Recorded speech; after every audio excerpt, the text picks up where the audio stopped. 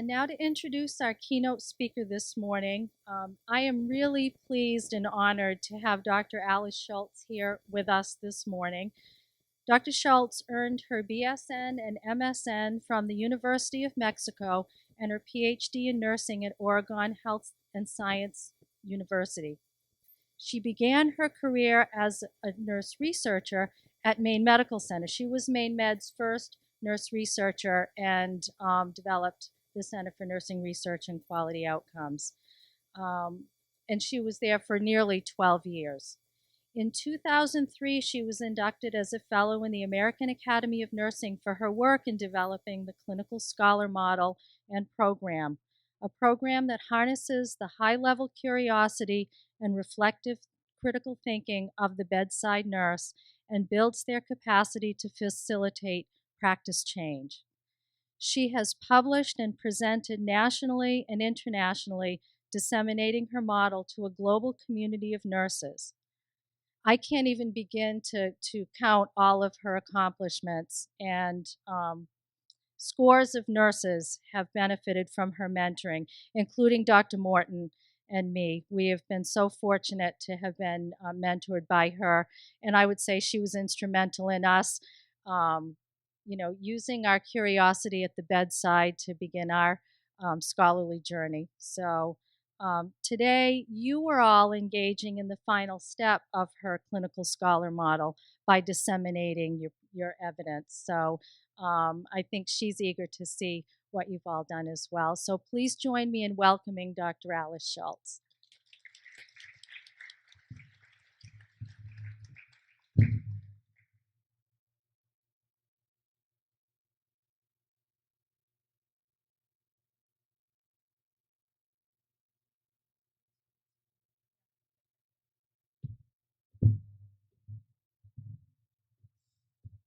I had to tell Deb, I am really happy to be here, but I graduated from the University of New Mexico, not Mexico, so you will not get to enjoy my Spanish, I can assure you of that.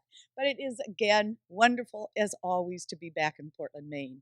It was probably, of the many, many places that I have lived, it has always been my favorite place, and it will always be my favorite place to have lived. So it is wonderful to be back here and see the expansion of UNE.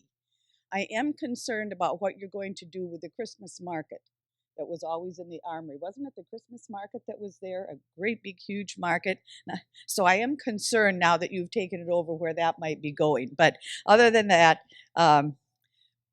welcome. I am very anxious to see your projects, to see what you're doing with SBIRT. That was new to me.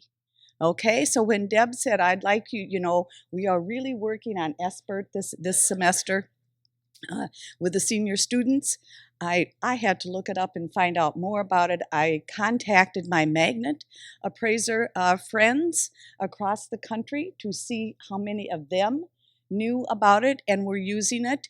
And out of about 10 that I contacted, only one knew. So you are really on the cutting edge of doing something that is very, very important. We know that the statistics out there for substance abuse have greatly increased in the last decade, in the last 2 decades. A report that I was just reading last night said that death due to drug overdose has quadrupled since 2000. So think about that as you think about the importance of the assessments that you are learning how to do, along with a brief intervention. And with that, I will go forward with my presentation, which I'm also excited about doing. I changed the objectives a little bit from what we had originally talked about, because when I developed the Clinical Scholar Program, or came to Maine Med in early 1993, and began working with the clinical nurses there, the clinical scholar was the term that I used.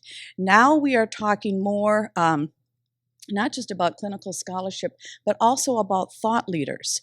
And so I wanted to bring in and talk about the connection between clinical scholars and thought leaders, nursing practice knowledge, and to sort of link those together for you, because they're terms you are now going to hear going into the future. I'm also going to spend some time talking about some of our early projects at Maine Medical Center and how the clinical scholars got started with their work and what they did with their work. And as I was telling Jen and Deb and Kristen last night, it was interesting because as I go around and visit magnet hospitals and I think about, what I'm presenting as projects are to us, because we did them several years ago, are old, and many of the magnet hospitals are just now beginning to pick up and start to do the things that we were doing many years ago. So I don't feel like I'm going to be giving you really some old examples. And then I want you to think, as I'm talking, I want you to think about what is your role going to be as a thought leader. Because we are no longer providing healthcare just nationally. Healthcare is now a very global experience, and I want you to be prepared to think about your role in this global community of providing healthcare. Again, I'm not going to dwell on the IOM report for nursing. I know you have all had it in your studies, but again, the IOM report said that as nurses, we are really in the position to take a lead. We are in a position to take a lead as leaders in the evidence-based practice movement, as well as in clinical research and health policy. I'm going to talk a little bit later about some health policies in Maine that I think you could really impact with your work through SBIRT. Again, what the IOM report said was that 90% of our practice should be evidence-based by 2020. Nurses are needed. We are needed to lead. We are the largest healthcare providers. There's almost 3.5 million of us in the United States, with over 2.5 million currently working. So we have a role to play in leading. We have the most expertise in research, I believe. There are very few of our clinical colleagues who have research classes in their undergraduate program. Our medical physicians, our medical friends, physician friends, do not necessarily have research in their undergraduate curriculum. They learn it as they read about studies, as they have journal clubs in their in med school and in their residency. How did I get started in all of this? What I've learned is now a non-traditional student. I had a diploma in nursing. I doubt if there's not too many of us around anymore that started with diplomas, because they closed the programs many, many years ago, although a few states are now opening them back up. But when I finished my baccalaureate degree, it was 1980. And at that point in time, there wasn't continuing education for nurses like we have today. But I was fortunate enough to go to a conference in Reno, Nevada. Dr. Janelle Kruger was the keynote speaker. And she said, if research is ever to be valued, it must be done by staff nurses.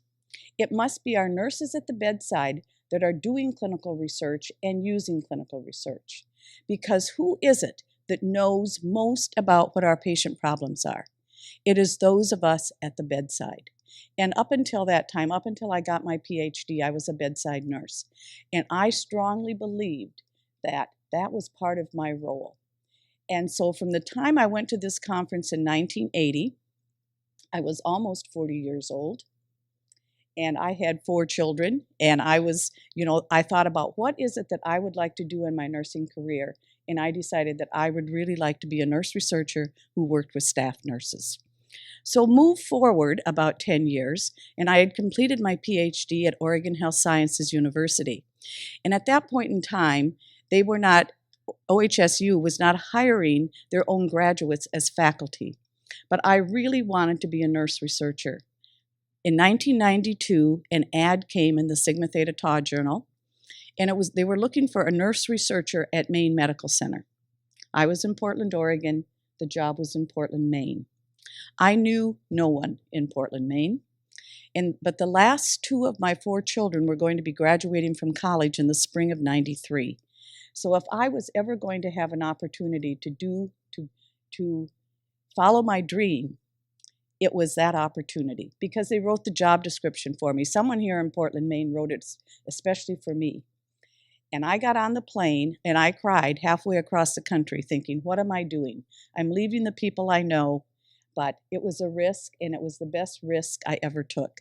And I use this slide often because as I was getting prepared to leave Portland, Oregon, I saw this in a store where you see, posters up, and I thought, this fits it. I am going from one ocean to the other, and you have to take risks in your nursing career. Follow your dreams. When I got to Maine Medical Center, there were many nurses at the bedside who were very, very interested in promoting their practice. They were curious. They wondered, how could we be doing this better? And so very early on, I developed this model which I called the Clinical Scholar program, and it was a program of clinical inquiry, and it was the areas in which I had identified that we had patient issues. This was long before we were being required to submit the data on pressure ulcers, in pain management, in falls, but that was an issue for our patients, pain being one of the big ones. And so I developed this program, and we were going to look at interventions. We were going to develop scales that would identify patients at risk for some of these outcomes. And we were also going to look at what it costs for us to provide care. I will come back and talk about this because as I've reflected back on thinking about this, in the 60s and the early 70s, there was a debate in nursing about should nursing research be conducted from the grand theory, which I know you're all excited about, the grand theory perspective. Should we have the grand theories of nursing out there and develop our clinical studies by looking at Sister Callista Roy's model or Dorothea Orm's model and developing our studies down to middle range theory and down to the bedside? And as a practicing bedside nurse, I have to admit those did not make a lot of sense to me. It made a lot more sense for me to be an inductive thinker, looking at what are our issues at the bedside and conducting our research from those issues. So when I got to Maine Med, this is just a very small handful of the nurses who came forward and became the first clinical scholars. One of the reasons that I'm going to talk about this very small group of clinical scholars is because each and every one of them has gone on to higher education. So what was the profile of a clinical scholar? In the late 1990s, Sigma Theta Tau had put out a paper called Clinical Scholarship, or Clinical Scholar White Paper, and it talked about the characteristics of a clinical scholar. And as the scholars wrote that paper, they were thinking about master's prepared nurses. They were thinking more about clinical nurse specialists or perhaps advanced practice nurses. But as I worked with the nurses at the bedside, this profile of a clinical scholar fit the nurses that I was working with. They had a high level of curiosity. They were critical thinkers. They were continuous learners. They reflected on their experiences and thought about how can I change what I am currently doing. And they never stopped asking why. Also in the white paper, it said clinical scholarship is not the same as clinical proficiency. In your educational program, you have learned, and all of your instructors and faculty have worked on teaching you how to proficiently perform skills and how to think about what you're doing and think about what you need to do next. Clinical scholarship is about thinking about what am I doing and could I be doing it differently or better. You're probably not always at that point yet. You're still working on your proficiency. You're still trying to get the way that you've been taught, the correct way to do it. But soon, once you get into practice, it's time to start thinking about, well, is this the best way? Even SBIRT, as you become more involved with using it, to begin thinking about, well, is there a better way? Could I be doing this brief intervention differently? So again, this came out in questioning our nursing knowledge. I'm going to read this one because I really like the quote that it's from over 10 years ago, but it is very pertinent. Because of the continual changes in health and illness phenomena and advances in the related science and technologies, practice knowledge in the health fields will continue to face rapid growth as well as rapid obsolescence. Ongoing knowledge generation, testing, and refinement are required of professionals. And so it is not just performing the nursing skills, but it is also generating new knowledge. What is a thought leader? I've talked with you about what is a clinical scholar, but what is the definition of a thought leader? And again, at Sigma Theta Tau, I'm very involved in a leadership academy. And one of the things that we talk about in the leadership academy is thought leaders. Who are those individuals who are leading the way? They are experts in their area. Now, that doesn't mean the experts that are doing presentations across the country. This is you will become an expert in the specialty area that you choose to work in. You can become a thought leader in that area. They are the individuals who are out in front and they encourage people to follow them. They are not people who work alone, okay? They work with teams. And they're also not people who just tweak things around the edge. They are not happy until they make changes that can be sustained. So what is the obligation of nursing? To me, the obligation of nursing, again, is to be providing or producing new knowledge for practice. Again, that was a debate in the 60s and 70s. I was a bedside nurse. I wasn't debating nursing science, okay? But somehow I came away with the thinking, again, as I told you, that our knowledge is built from our experiences at the bedside. That is counter to a lot of our nursing scholars today who believe that nursing science should be being generated in academia, okay? We should be developing this discipline of nursing. I come from a different point of view. I think we should be developing practice knowledge. In Europe, it's very interesting because for many years I met annually with a group of nurse scholars from around generally English-speaking countries, Australia, New Zealand, Scotland, Ireland, Northern Ireland, Great Britain, Sweden, Netherlands, and we got together in an invitational colloquium and talked about practice development. And again, that's where this generation of nursing knowledge comes from. When I went to my doctoral program, I was honored, honored isn't the right word, maybe privileged, to get to hear Dickoff and James. They were a man and wife team. They were philosophers of nursing. And they strengthened my thought about what is the purpose of nursing research. And the purpose of nursing research is to provide new knowledge for care.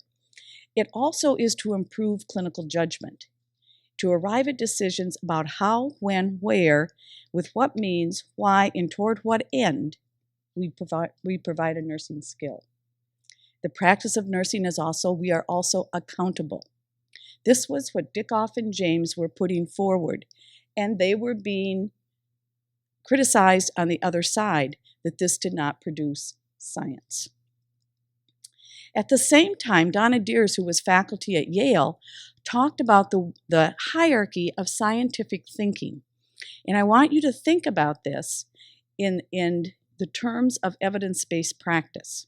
Okay, she had 4 levels of clinical inquiry or scientific thinking. What is this? What's happening here? What will happen if I do this? And how can I make it happen? Now, as I've been involved in research utilization and then evidence-based practice, I hear it talked a lot about being sort of the easier thing to learn. Evidence-based practice is an easier concept than doing research, okay? This hierarchy of scientific inquiry or thinking would not put it that way, okay? See if you follow what I'm talking about. Donna Deers, in her hierarchy, said, what is it? What is this? This is when we do descriptive studies, perhaps even qualitative studies, trying to understand phenomenon, trying to understand the experience and putting labels to it, okay? Next is what's happening here. What is the correlation between these labels and some of the situations that are out there? You know, for years we looked at what is the correlation between smoking and lung cancer, right? We could not study that. We could not randomize people to be smokers or non-smokers, okay? We had to look at that as a long-term correlational study. Next comes our interventional studies or our randomized controlled trials. What will happen if I do this? Okay? Our experimental studies. The last step in this line of thinking is how can I make it happening? Producing a situation. So we've now studied whether or not an intervention works. How can I make it work for my patients? Because we know that in a randomized controlled trial, we may get positive outcomes. We may get a better outcome with our intervention than we did in the group that was not part of the intervention group. But will that work for my patient? And that sort of underlies that definition of evidence-based practice that said it's not just the evidence or the science, but it's also patient preferences, it's also our experience as providers that we take into account. So when I look at this model, I think about evidence-based practice as being a much higher level of scientific inquiry. In 2010, when I went to the Knowledge Utilization Conference, the international conference I spoke about, they talked about Mode 1 and Mode 2 research, which was a new term to me. Have any of you heard that? Mode 1 research is the research that you've probably been taught about in your research course. And it's research that's needed. This is our intervention studies. This is finding out what works. Okay? Very important. Mode 2 research is the process of application. It is the process of taking what we found out in Mode 1 research works and applying it in our practice and finding out, does it really work in the clinical setting? Okay, we did several studies at Maine Med, and I'm sure Christina is still doing the same kind of work, and that is looking at, yes, we can have a number of trials that say this works, but when we take it and apply it in reality, it doesn't work for a variety of reasons. In the intervention study, in the randomized controlled trial, we tightly controlled how people received the intervention. Now we put it into practice, and we expect every nurse to follow that procedure exactly, and we don't. Some don't do it at all. I can remember we did one where we had developed an algorithm or a protocol, I can't remember which, for reducing post-op nausea and vomiting. And one of my very favorite people, Paulette Gallant, said, this is not working. We need to stop doing this. And I said, how do you know you're doing it? Well, we have the protocol. We've given it to all the nurses. This was very early on. Paulette wouldn't say that today. We've given it to all the nurses. Are they doing it? Sometimes they're not doing it because they've decided it's not best for their patient or because they just aren't doing it. I read some of the expert articles that Deb sent to me, and some of those were about, is it working? Well, it's working, but only, I can't even remember, Deb, the exact statistic, but it was only in the ED, but only 40% of the patients, let's say, were assessed. That doesn't mean that SBIRT isn't right or doesn't work. It means we weren't doing it. This is Mode 2 research. SBIRT is crying out for those kinds of studies.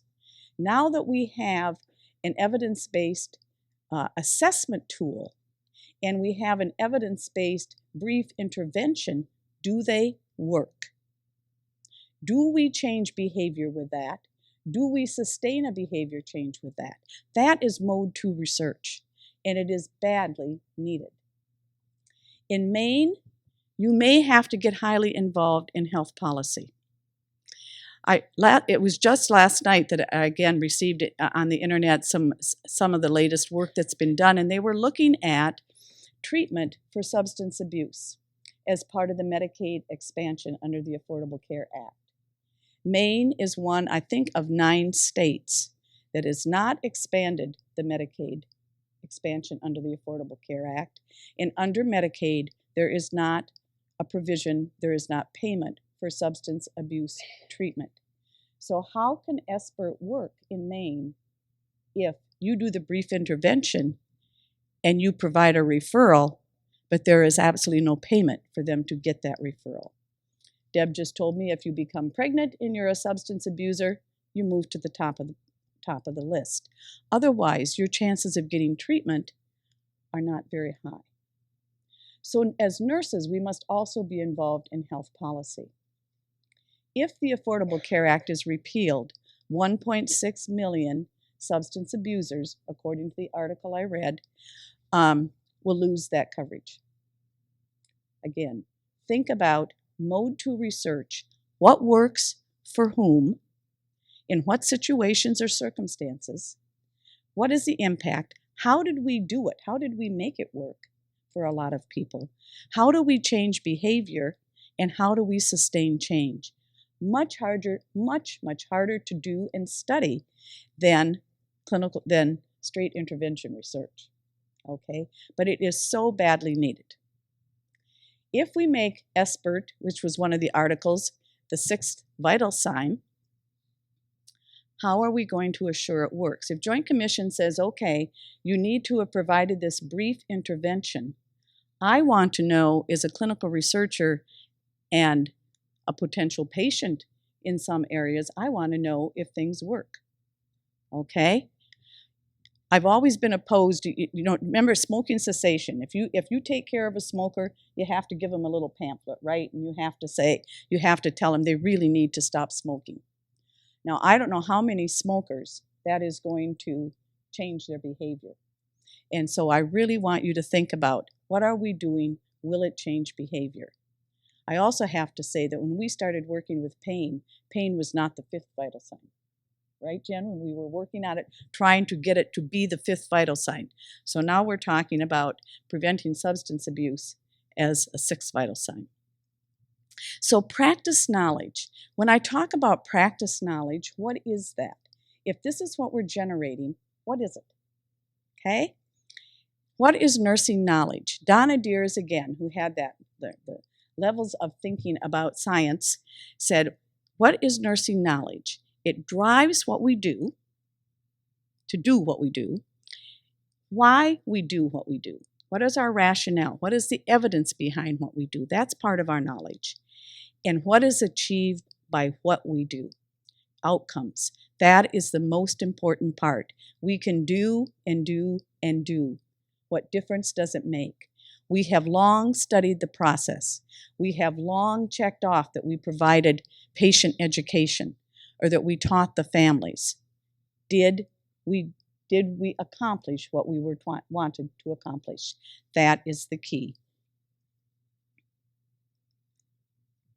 So knowledge in a practice profession, what is it? It's for something.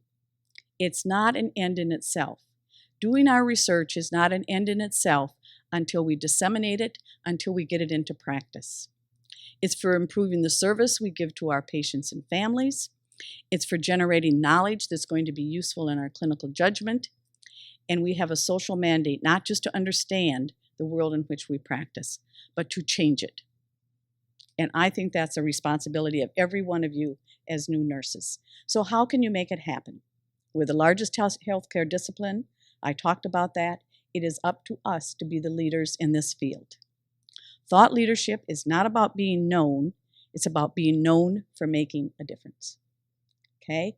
And that is what I expect each and every one of you as graduates of UNE to do. Okay? You are being well prepared. So I want you to go out and really make a difference, whether it's here in Maine or whether it's wherever else you decide to go practice. We are the lens. We learn to think differently. Okay? We also must work in interdisciplinary teams. And the other advantage that you have here at UNE is that you have a lot of interdisciplinary classes. Okay, that is something that is not part of many programs. So you're already learning to work with other disciplines, because once you're out there as a nurse, we don't work just with nurses, and our teams are not just nurses. Okay, so it's very important for us to understand the other disciplines and appreciate what they do, and for us to share with them what it is that we do that's different than what they do. Okay? Florence Nightingale, again, I think she would have been in my field of thinking. I think she would have been there saying research must be developed out of practice. Okay, it's inductive.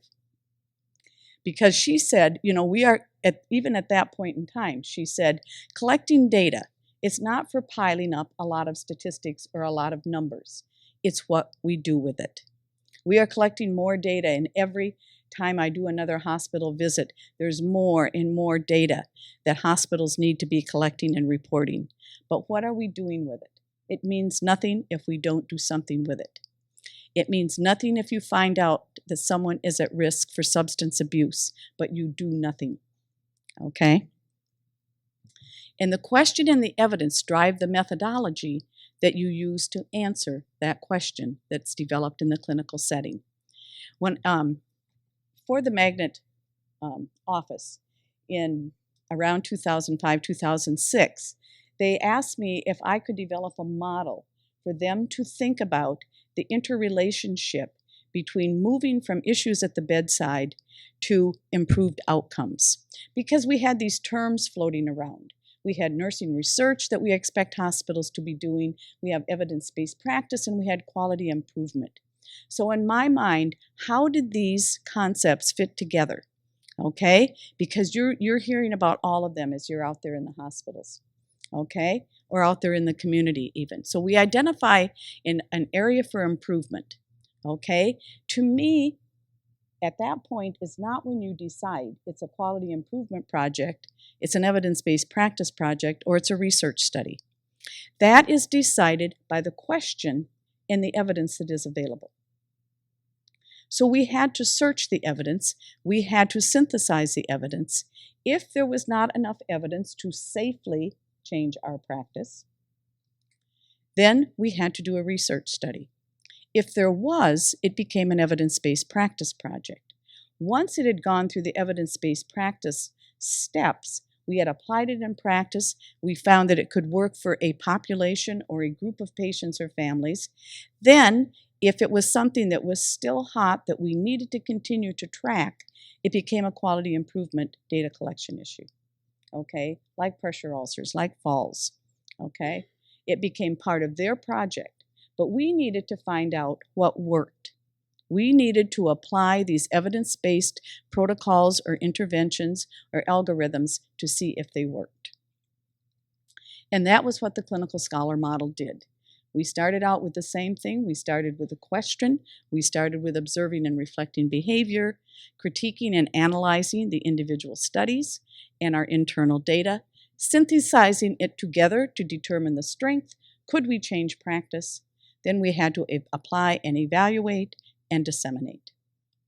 You're not done until you disseminate. So I'm going to talk a little bit about some of these clinical scholars or thought leaders. These were nurses who questioned what we did and came up with new ways of doing things. So let's take a quick look at some of the innovations and research that was being conducted during the time I was here. And as you think about some of the work that we did then, think about if we took that work even more forward, what works for whom in what situations, how do we do it, how will we sustain change, okay? One of the very first projects that we did at Maine Medical Center had to do with pain. As I told you, pain at that point in time was not a fifth vital sign. We were doing very poor treatment of children in pain and probably little to no treatment of our NICU babies in pain. I think it's almost safe to say we didn't provide any pain management, Jen, at that time.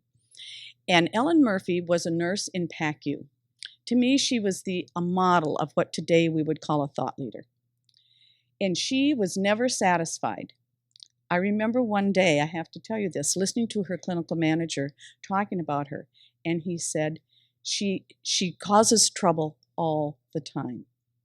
And I thought, yes, that's Ellen. She was never happy with the way things were. She was always thinking of better ways to do things. And I thought, that's probably what clinical scholars, we probably did cause problems for clinical managers because we were never happy with the way things were. Okay, we were always looking for better ways. But Ellen was interested in promoting better pain management for children postoperatively. And so a small team of nurses developed a pain assessment scale for children who could not tell us how much they hurt. And it was called the PEPS. We got a bit of poor advice at that time and were suggested that we make it a 20-point scale instead of a 10-point scale. And I will say that was our downfall. I do think it was probably the better scale that was out there at the time, but at that point in time, 10-point scales were the way to go. Jen Morton, who some of you know, happened to be on that team, okay? And Jen, I can't remember if you had your baccalaureate yet then by that time, or were in the process of getting it probably. And Jen was on that team of small team of nurses who developed that pain scale for pediatric patients. And she had realized that we were doing little to nothing in our NICU for the pain of our very, very tiny babies. And so she put together an interdisciplinary team with herself as the team coordinator. It was a team of neonatologists, nurse practitioners, nurse managers, and staff nurses. And they reviewed a number of scales that had shown good, what we call psychometric qualities in the literature, a number of NICU pain scales, and they came up with the CRI scale that was the best scale to use. We had a whole format for assessing scales for their reliability and validity. And so she developed a protocol that pain will be assessed every 4 hours and after every intervention. Now you say, my gosh, that's what we've always done. For you, yes. At that point in time, no. She used the CRI scale. She developed in-service education, pain resource manuals. We had the CRIs tool at every bedside. We had to look at what was the issue. We ran into several times as Jen went through the documentation that nurses weren't doing it. We had educated them. They had it at the bedside. They knew the patients, were not receiving the best pain management, yet they weren't using it. Why? We had to find out why. Okay, so we continued to work, and what we learned was that sometimes you have to re-educate and re-educate. Sending out new policies, sending out education online, even sending people to do modules online, and saying, okay, now they've had it, they'll do it. Doesn't happen. Something else I want to stick in that we didn't talk about at the time, but Dr. Joanne Dish talked about at Sigma the last biennium, was interdisciplinary teams. And as you think about, because you are going to be always working in interdisciplinary teams once you're in practice. And she said, there's two kinds of interdisciplinary teams. There's expert teams, and there's teams of experts. Expert teams are those teams where everyone works together. They respect everyone's opinion. They respect what others are doing. The team of experts is where we all come in as experts, okay? But we're not listening and sharing. And she said, if you want to move fast, you go alone. If you want to move further and sustain, you work in a team. Here's Jen presenting a couple years ago. At a pediatric pain conference in Canada. This was probably our first foray into international presentations. When Ellen presented at Sigma, that's also an international conference, but it was in San Diego. And this was us. We were very active and presented every year for many years at the Canadian International Pediatric Pain Conference. And here is Jen presenting her work there. She then went on, as many of you probably know, to become a school nurse. She left NICU, kept doing it still a little bit part-time, per diem, but she went on to be the school nurse at Elliott Elementary School. And because of her curiosity, she noticed that there were periods of time when kids were absent, okay? And they were absent due to flu, colds, other kinds of respiratory infections.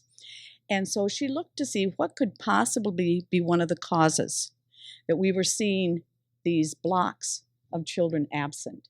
And she looked at the opportunity that the children had to wash their hands, okay?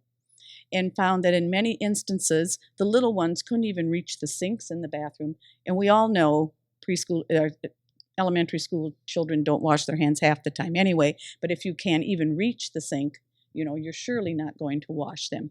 So she developed a research study where we did classroom by classroom and randomized them to start with the intervention of having a hand washing gel, a sanitizer, in the rooms available to them versus not.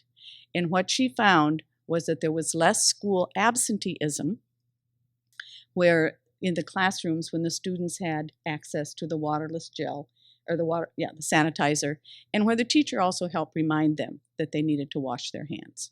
Okay, if any of you have young children at home, you need to remind them often to do that.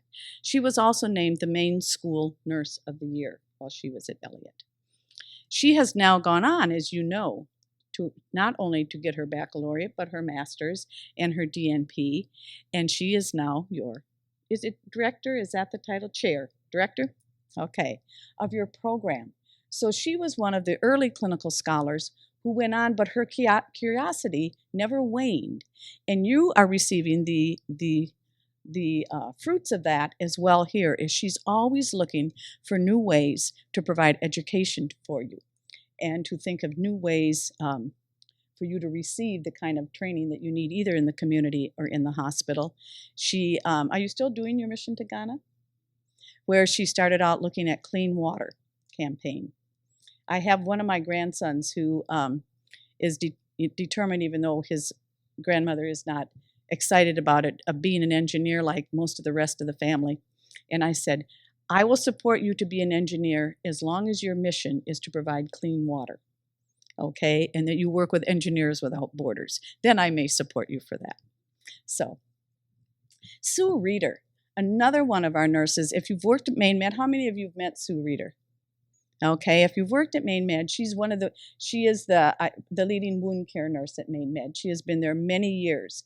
And Sue, again, baccalaureate prepared, she's now master's prepared. She worked endlessly to promote pain management on our units, as well as to reduce the number of patients with pressure ulcers during our early days. She then has worked beyond that and has had nurses come in from other countries work with her, and was very involved in a project in the care of minor burdens in rural emergency departments. Okay, Sue, you will meet if you have an opportunity to work at Maine Medical Center. What I would like to also throw in here at the same time is the importance of joining your professional organization. Once you are out in your working area, and eventually you will decide that there's perhaps, I worked in many different areas, but perhaps you will decide that there's a specialty where you really would like to stay and work. Join your professional organization. It is the way that you receive their journals, that you keep up with what is happening in that field. There's also certainly other organizations to join, and I'll talk about Sigma Theta Tau in a minute. So here are 3 night nurses in the emergency department, again, looking at pain. A lot of issues around venipuncture in the emergency department. The kids are already scared, the parents are scared, and so these 3 night nurses looked at how could we reduce the pain of venipuncture in the emergency department. And they received funding from the Emergency Nurses Foundation and from Sigma Theta Tau. They also received the Research Award at the National ENA Convention. The one in the middle, Tanya Strout, went on to do many other studies. The next study that they did in the ED was the first funded study in the United States that was funded jointly for nurses and physicians by the Emergency Medical Foundation and the Emergency Nurses Foundation. And we looked to see if we could use this same little iontophoresis machine that provides sort of an electrical stimulus to reduce pain, could we use it in our lumbar puncture patients? If any of you have ever had a lumbar puncture or a spinal injection, you know that it hurts and it's scary. We did find that this reduced the pain as effectively as the lidocaine infiltration for lumbar puncture. And again, we were honored with the first joint award from Emergency Medical Foundation.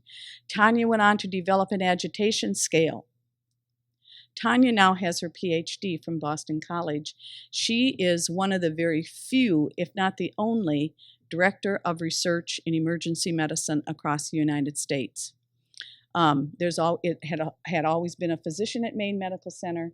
Tanya was named the director about 5 years ago. She also was named an assistant professor at Tufts University, which again is a very novel position for a nurse. She has 86 publications. Don't we all wish? That's the latest count. And I just got a notice, I know yesterday, that she has another one. Okay? Keep up with Tanya. In the NICU, we had many interesting projects in the NICU along with Jen's work on pain, but these were two nurses. Cindy was a nurse practitioner, and Patty was a bedside nurse who wanted to use the little gel pillows to reduce head molding. And the neonatologist said they are useless. There is no point. They cost money. They're useless. You know, that the way that the head of the little tiny ones are shaped doesn't affect their brain growth. And besides, by the time they're 4, their heads have, developed normally. The NICU nurses would say, I can go to the mall any day of the week and I can tell you which teenagers were NICU babies by looking at their heads.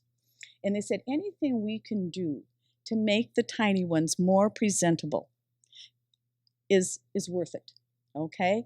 So they made us do a whole study looking at whether or not gel pillows work. They're the little gel pillows that you put under, the head so it prevents some of the molding. And graduate students did this sort of sophisticated digital measuring of their heads. And we did find that the gel pillows did prevent head molding, particularly for the very tiny preemies. Nurses, it was very difficult for them to randomize the patients into the placebo group, the ones that were getting the normal care, that were being, turned as they should be, but didn't have the gel pillows. Patty came in one day and she said, oh no, now the ones that are in the placebo group, the nurses are filling the IV bags and putting those under the head because they just couldn't deal with the fact that some of these babies weren't getting the intervention. It was a very difficult study to do because we couldn't get the nurses on board to actually randomize. Physicians can randomize easier than we can. If we think something really works, it's hard for us to deal with those in the placebo group. And you can see, Patty and Cindy were also honored with a national honor from NAN, the National Association for Neonatal Nurses. Paulette Gallant, she was our Energizer Bunny. Paulette Gallant worked on R1. She was a weekend night nurse. She always had a new idea. She never stopped thinking of new ideas. But one of her big ideas was that open heart patients were going home in 4 to 5 days. And yet we were supposed to, at that point in time, be changing their IV sites every 72 hours. Well, as nurses, we are great at doing workarounds.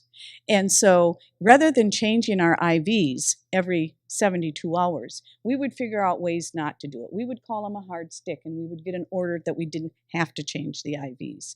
Or we would find some other reason that we couldn't change that IV. And so really, in reality, we were leaving them in much longer than 72 hours. And so finally, with the approval of infection control, they let us say we were testing a scale because not every nurse was assessing the IV sites in the same way. So we knew we had to, first of all, have the nurses all assessing the IVs the same way. And then we left the IVs in until it was time for them to come out. The patient went home, or they got, or they needed to have it changed for a reason. Okay, it was getting red, it was swollen, it was hot, whatever the reason. And we found out that it was perfectly safe to leave our IVs in 96 hours and probably longer.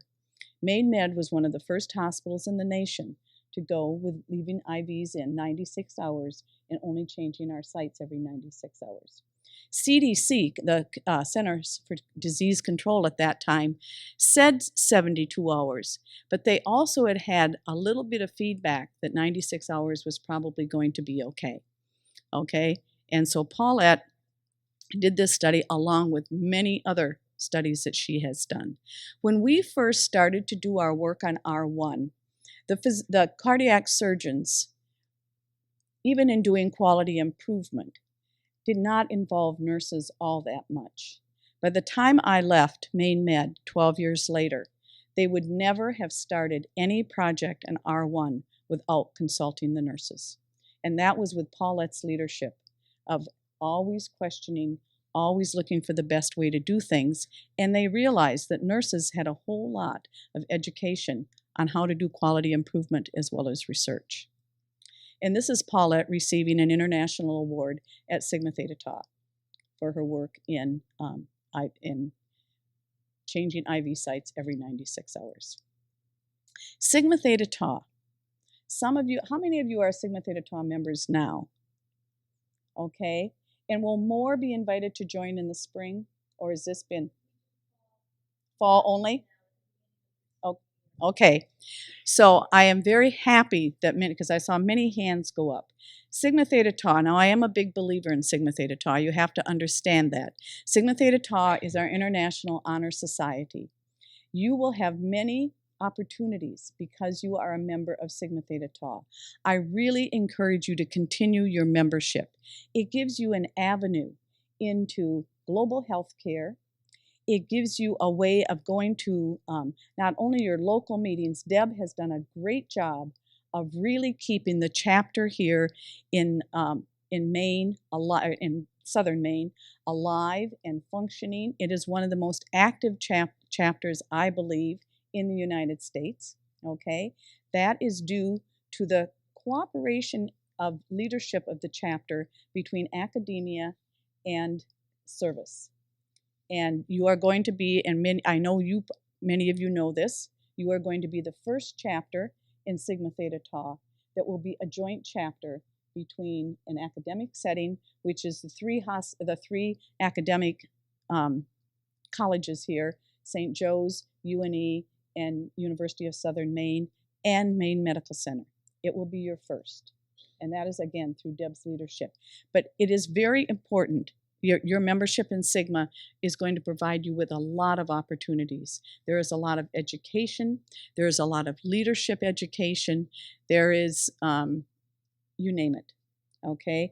Free access to research studies that have been done, a lot of consultation, very important. Another clinical scholar, Kathleen Keene, another example of pain. Kathleen was very concerned with the pain management that we were providing for cognitively alert adults, but who had either had open heart surgery or some other kind of surgery and were still intubated.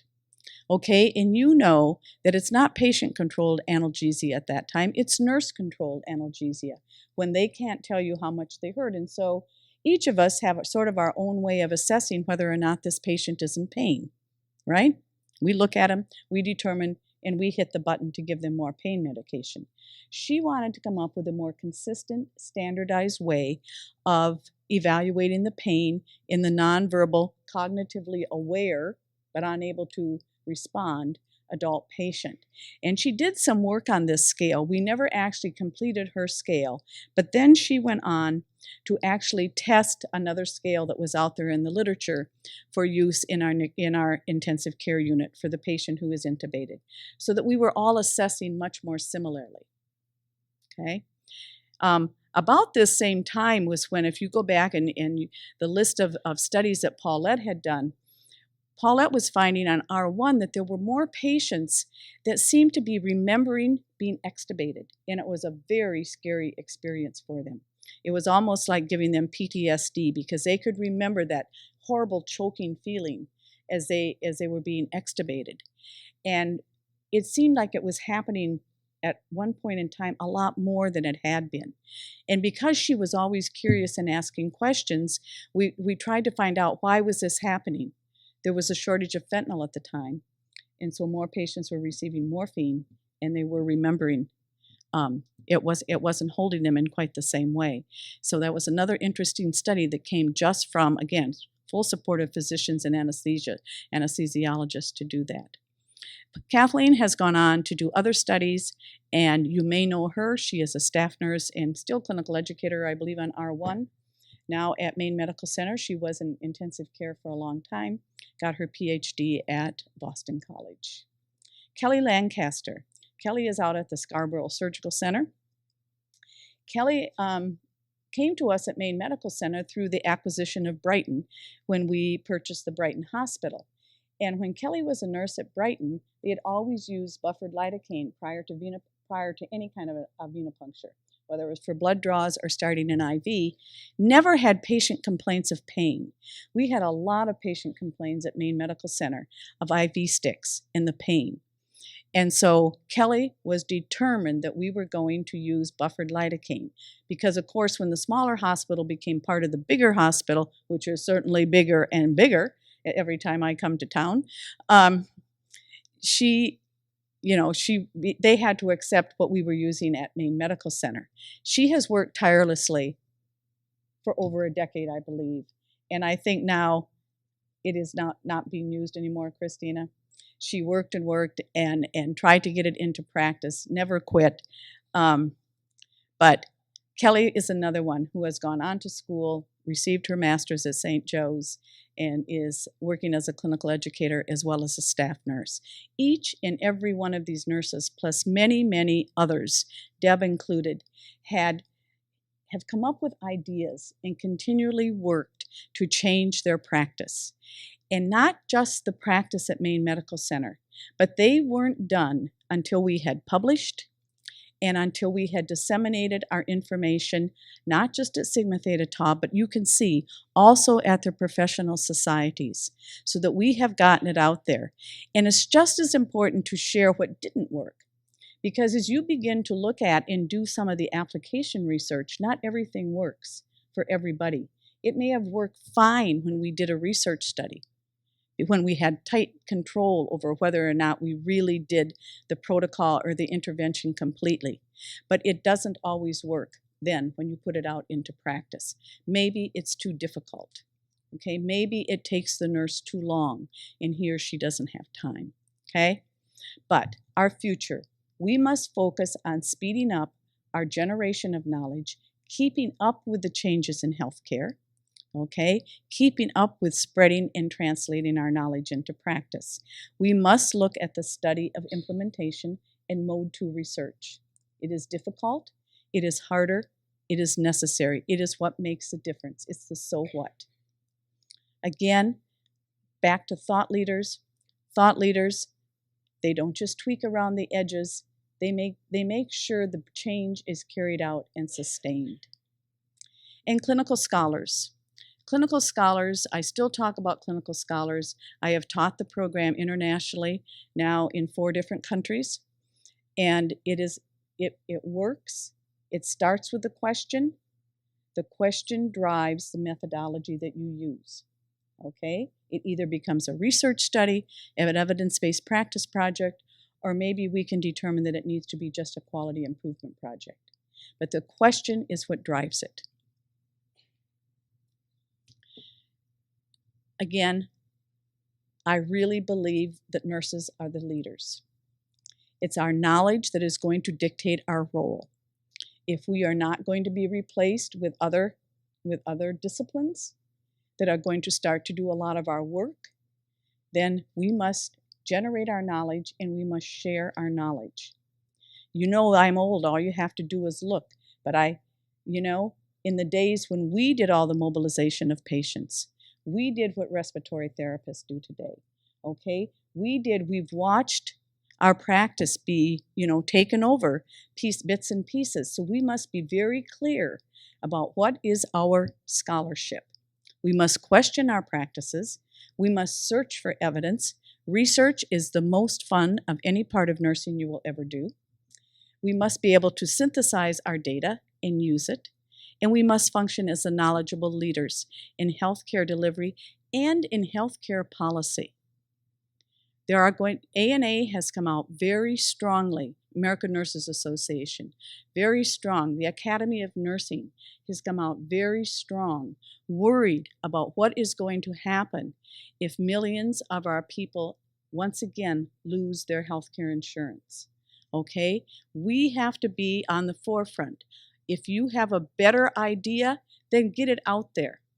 We all know the Affordable Care Act is not the be-all, end-all.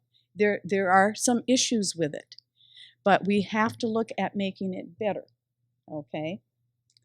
Again, what will your role be as a thought leader? Soon you are going to be out there as new nurses. We need each and every one of you. I hope some of you think about going on to be into graduate work, but I hope a great proportion of you stay at the bedside, generate new knowledge at the bedside, and share that knowledge out there nationally and internationally. Again, you must take risks at times in order to make a difference. In 2015, Margaret Chan, who's the medical director of the World Health Organization, made this statement at the ICN, at the International Council of Nursing meeting. She said, "A person who saves a life is a hero. A person who saves hundreds of lives every day is obviously a nurse." So I will take questions. Wake up.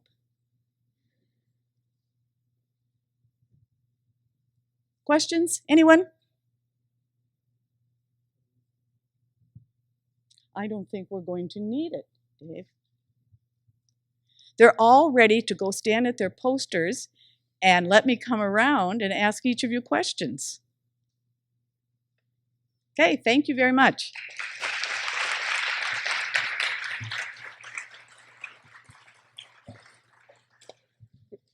And it didn't puncture. From us. Thank you very much. So our first presentation is our ABSN group. They're doing a Prezi, which I absolutely love, and I think you guys will enjoy it as well. A little change up from the usual PowerPoint. This is enhancing the efficacy of substance use treatment services for patients and providers in the rural community, which we have a lot of here in Maine, right? So we have Alex Gadbois, Christine Hunt, Jillian Papel, Amanda Riley, and Michaela Warren.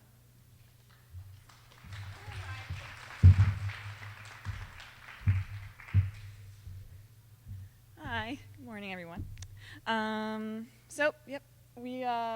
going to talk to you about enhancing the efficacy of substance use treatment services. We chose to focus on specific barriers and facilitators identified by patients and providers during the treatment process at substance use facilities, specifically in rural areas. With this information, we set out to create a plan that would address these factors in an effort to make the treatment process more efficient and effective. The ultimate goal being, of course, to reduce the rate of relapse and readmission through ongoing support. Substance use and abuse continues to be a big problem in America today, with higher rates showing up specifically in rural areas. Unique barriers and facilitators to the recovery process are experienced by both the patients receiving treatment and the agencies that treat them.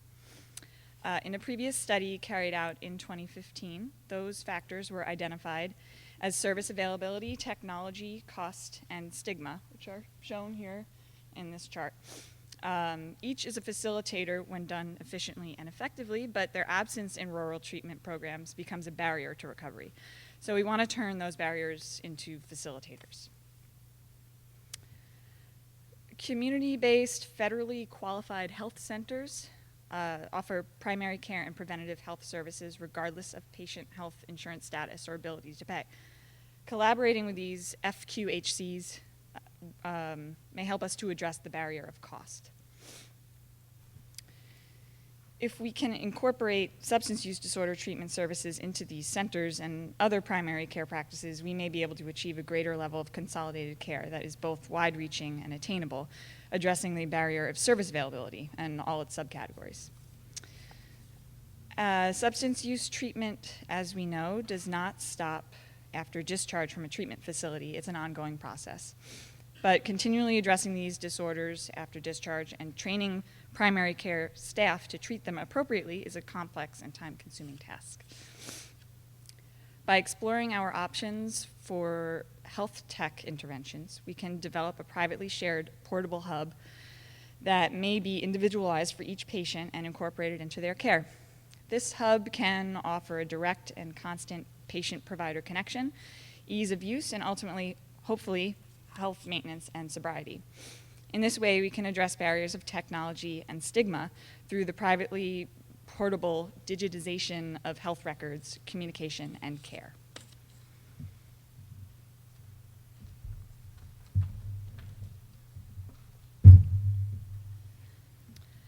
For our aim, we plan to address barriers found within the rural community by providing accessible and coordinated services through primary care to reduce readmission rates. So as seen in the table, we want to reduce stigma and other barriers found within the table, like service availability. We want to encourage client engagement in their own recovery, aid in a better transition to the community. So we will be able to do this with a mobile health app to coordinate care and services for both the patient and provider. We again want to address the barriers of service availability and using technology as a facilitator rather than a barrier found within the rural community. So improving service availability and using intervention options via the app, we hope to maintain addiction recovery. And later we will show you how and what it entails. For the methods, we want to draw from primary research of barriers of rural communities and the use of the mobile health app. From that, we choose to look at primary care facilities that have SBIRT already in place, so the screening, brief intervention, and referral to treatment. We would break the data into 4 different locations of rural communities within the U.S. So we chose Northwest, Northeast, Southwest, and Southeast, just because they're so different from each rural community compared to the North and the South. We also want to look at the different areas because they can change in the community and the culture. For our evaluation, we want to do it throughout and after 1 year. So surveys after a set time interval, we chose quarterly, and we want to assess the app and the coordination of care from both the patient and the provider during this time. At the end of the year, we want to use interviews and focus groups. And throughout this time, we want to track readmission rates throughout the year.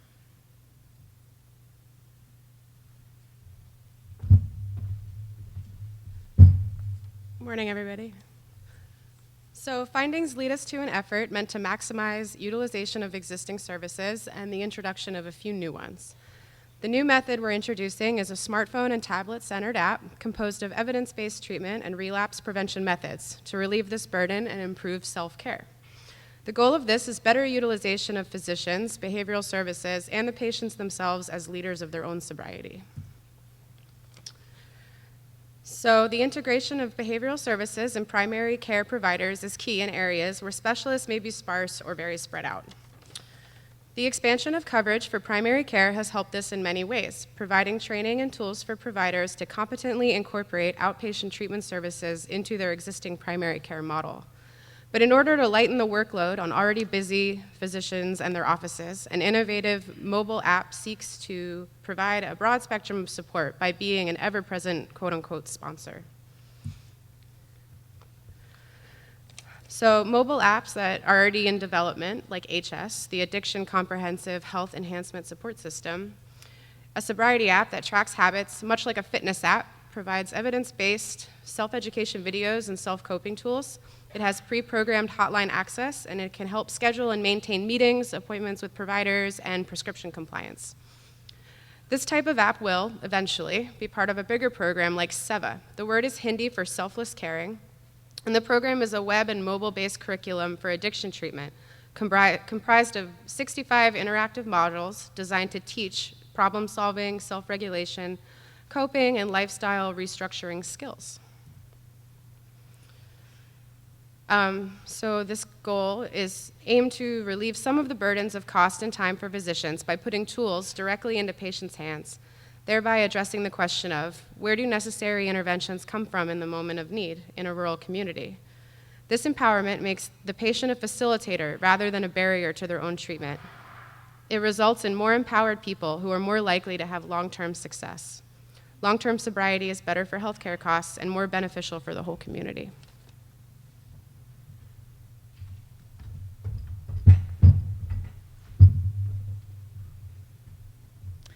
So with all of these findings, we had the unique challenge of coming up with an implementation plan for both patients and practitioners. So to start with patients, we focused on access and education. And access for patients is the actual free downloadable app onto an iPhone. And if there is not an iPhone available to them, they can access that in a service plan through the Lifeline Assistance Program. This enables them to have something with them on their person at all times. As for education, we chose to enlist nurses and providers to help orient the patients in the clinics or in the units, just on shared use and expectations.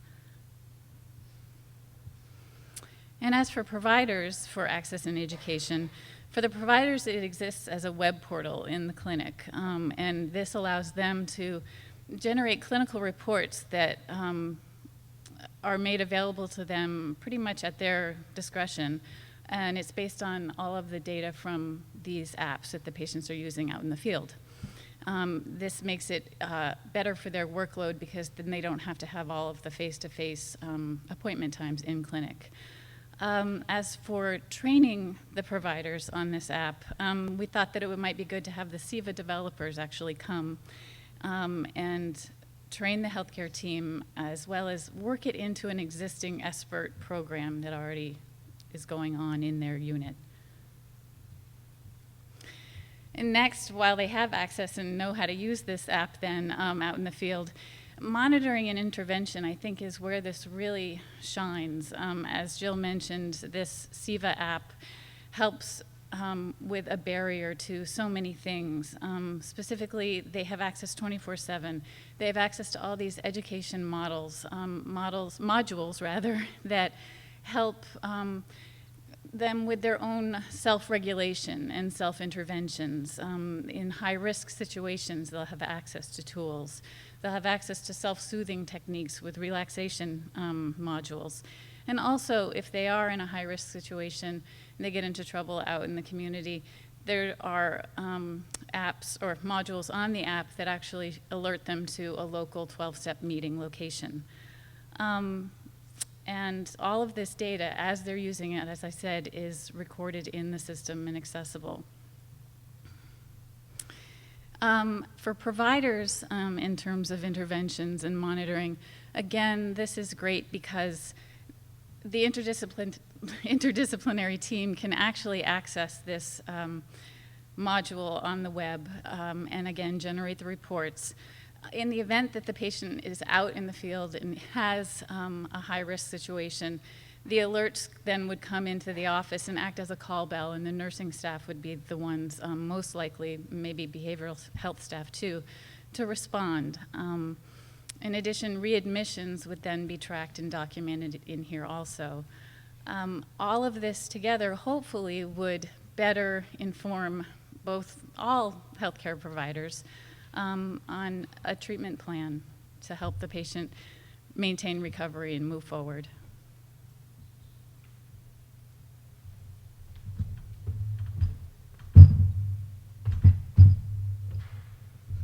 Okay, so in conclusion, the big question at the end of this, of course, is will this type of method be effective? So how do we define efficacy or success? So we want to look and see, would readmission rates lower after an initial sober period? And will there be positive reports from clients? Will they now feel empowered to succeed in their sobriety and their recovery? Will the providers also find this a useful tool for treatment?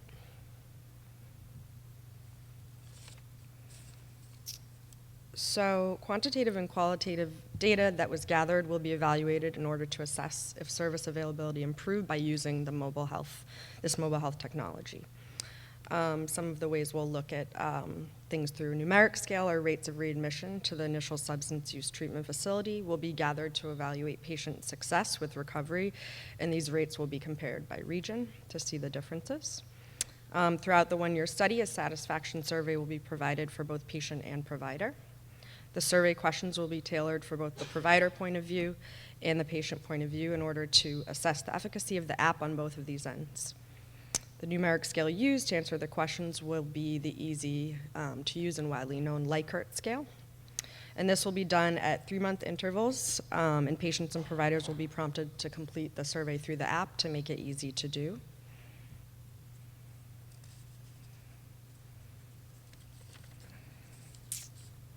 So non-numeric data. A final assessment of the experience as a whole will be focus groups that will include a provider group and then a separate patient group.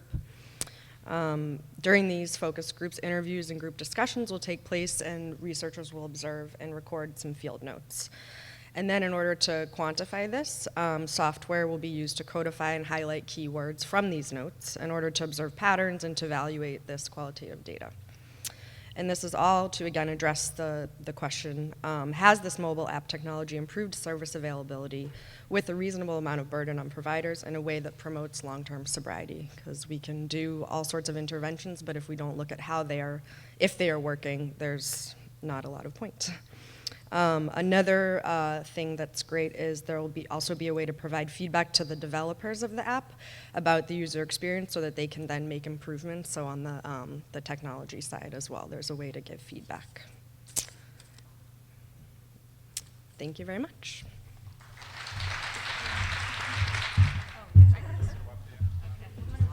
What's your question, Jeannie? The one that was being developed at the University of Wisconsin is called HS. So it has, it's downloadable, so you don't have to be in service all the time, but it's like a fitness tracker. It can even do things like you can, if it can tell you're near a bar that you used to go to, it can send you a notification saying you've been sober for this many months and don't go in there. It's very intelligent. It also can help you find meetings, and it can use hotlines, and then it gives the providers a tracking to see how many times you had problems during the month and stuff like that. Okay. Anyone else? Our next presenters are our first BSN group, and they're speaking on opioid addiction treatments and nurse-led educational programs. We have Samantha Grant, Hallie Logan, and Maggie Willingham.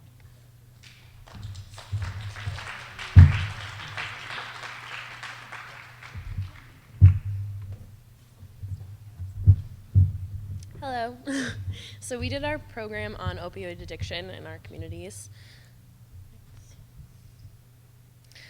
So approximately 78 deaths per day in the U.S. are because of overdose.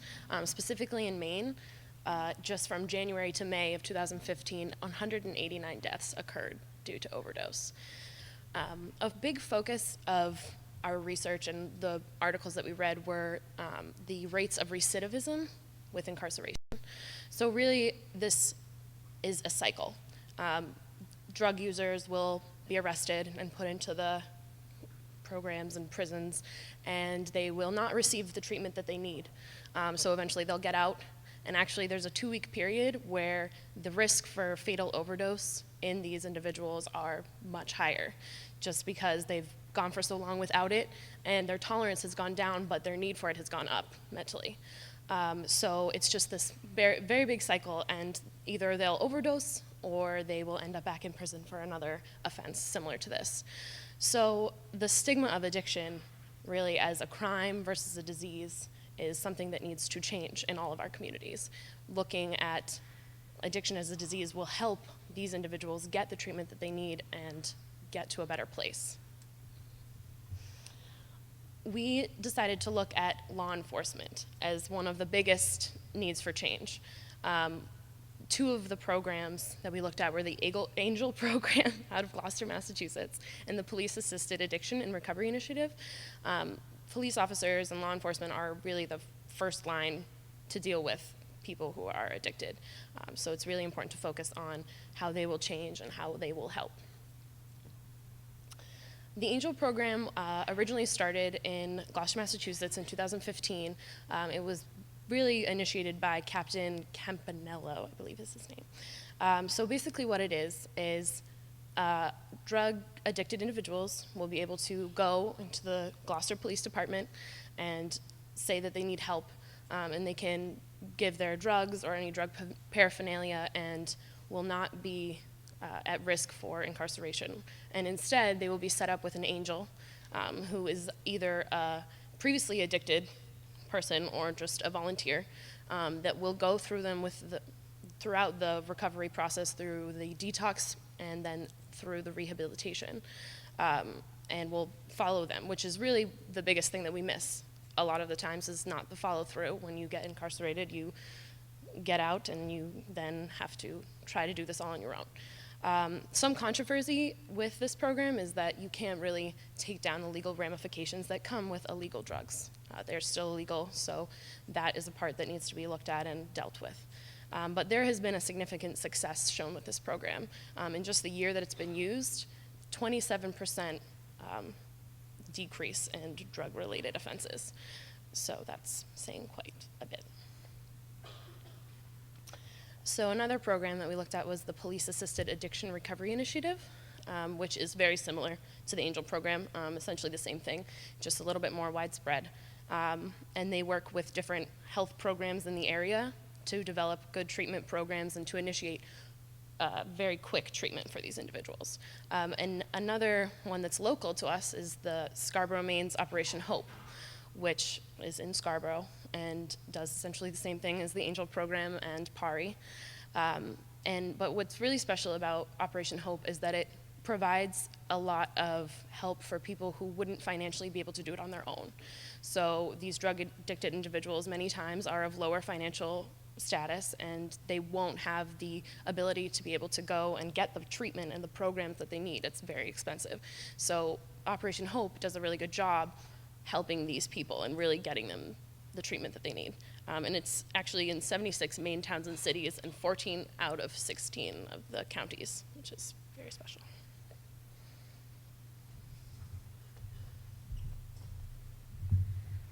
So after we looked into the law enforcement programs that are happening already, we wanted to connect it back to nursing. So what we found is that nurses are already being used as teachers with law enforcement, and the connection is already being made. In Southern California, they are doing a program where they're implementing an education based program with nurses in the police academy already while they're getting trained to be officers. So they're educating law enforcement officers about mental illnesses and how to deal with that, and it's making them safer when they come across these situations, and it's also helping the people with the mental illnesses be better understood. They were able to find that the police officers' knowledge and understanding increased after these education programs that were implemented in the academies where they're already being educated on how to do their jobs well. And so we want to capitalize on the influence that nurses already have. We're a trusted profession, and we think that we can use that credibility that we have to educate about addiction, especially with law enforcement.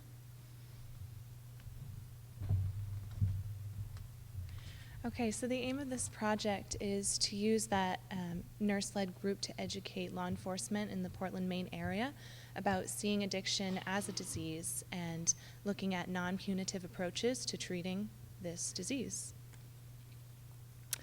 So alternative treatment programs like the Angel program and PARI are relatively new initiatives to treating addiction. And because these programs are relatively new, there's not a lot of evidence-based research on the efficacy of these programs.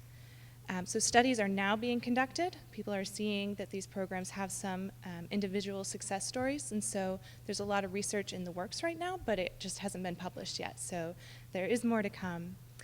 And so currently the best available research about this, or the best practice information about these programs comes from the media. So articles about, for example, the successes of the ANGEL program in Gloucester, Mass.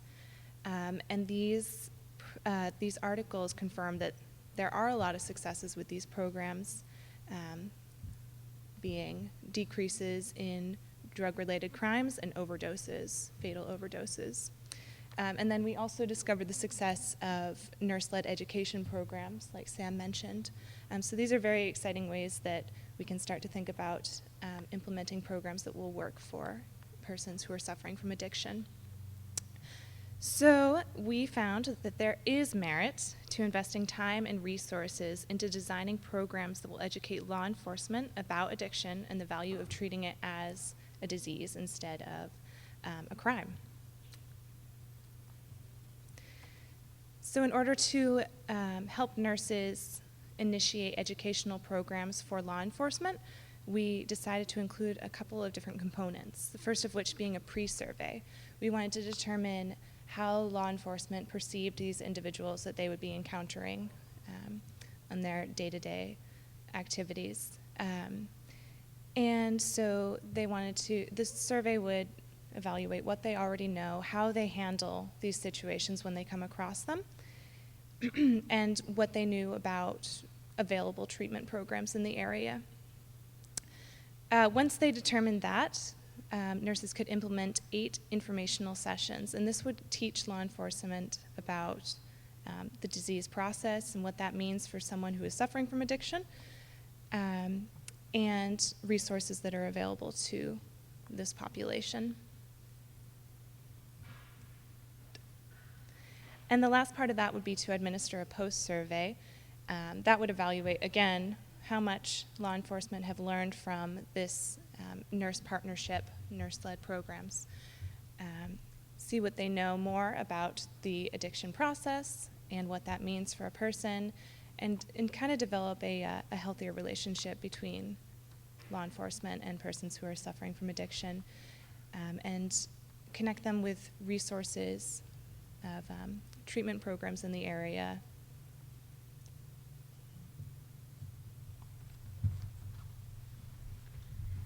So our evaluation of our implementation would include reviewing the post-surveys and comparing them to the pre-surveys, see if we've made a difference, if we've educated them, if their knowledge has increased. And we'd also wanted to monitor the rates of drug offenders being incarcerated for the second time after a relapse. We're hoping that if we can get them into treatment other than incarceration, then the relapse rates will decrease. And we also want to follow up with the other treatment modalities that we're connecting to law enforcement to. We want to make sure that they're being used effectively and that more attendance rates are increasing due to this law enforcement nurse-led education program. And we're hoping that doing this can improve community outcomes in the future and continue using nurses as educators, not just with law enforcement, but with other professions and within our own profession as well. And our overall goal is to increase the amount of effective treatment being used and being utilized in general. We want more people to be treated and treated well and continue to be treated throughout their recovery process. And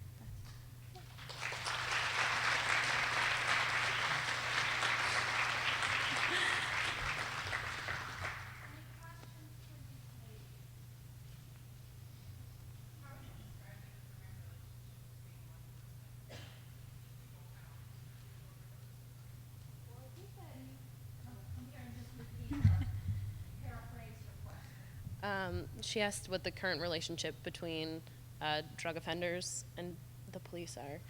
Yeah, and law enforcement. So I think that, especially with new programs like this coming to light and becoming more prominent in more areas, it's improving. Although, I think that with addicted individuals, depending on the situation, so if it was an overdose situation or if it was, a different, you've seen someone who had drugs on them, I feel like overdosing, they have been using Narcan, they've been, people are trained to deal with drug addicted individuals, but the main concept that we're focusing on is really just providing this open relationship between addicted individuals and law enforcement, bringing them together and having that trust that maybe there has been lacking just in terms of misunderstanding between the two.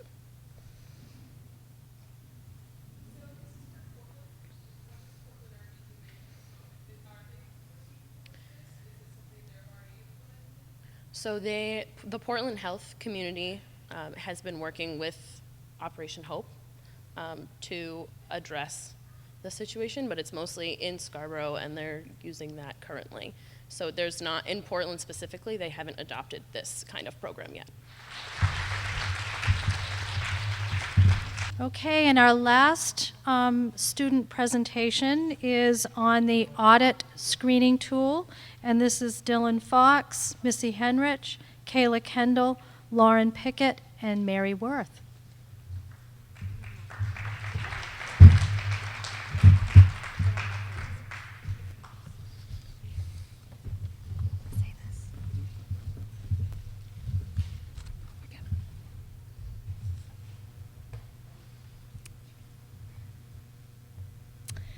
Okay, so we did our project on the audit screening tool, a targeted and effective screening tool to identify patients with alcohol misuse or addiction. So to start, I'm going to ask why and what. So why do we screen for alcohol abuse? I think most everybody in this room is 21 or older, so you have access to alcohol. It's a big part of our society, and for that reason, heavy drinking often goes undetected. Drinking problems are common in society today. So what determines an alcohol abuse problem? So for a male, 14 alcoholic beverages in a week or 4 in a day is considered an alcohol abuse problem. And for females, 7 in a week or 3 in a day constitutes an alcohol abuse problem. So what is a clinical problem here? Other than the dangers of drinking and driving, alcohol has effects on healthcare outcomes. It's found that alcohol relates to poor health outcomes in the sense that it can cause disability, mortality, morbidity, community-acquired infections, as well as healthcare-acquired infections such as sepsis or pneumonia. It is important to use this audit screening tool for patients in a hospital setting to provide appropriate care.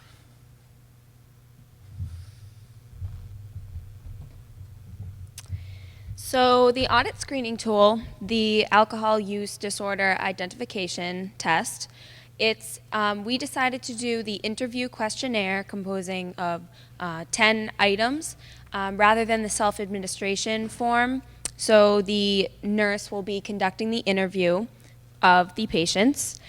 And for each of the 10 items, each is scored up to 4 points. So that gives a total of 40 points possible for the test.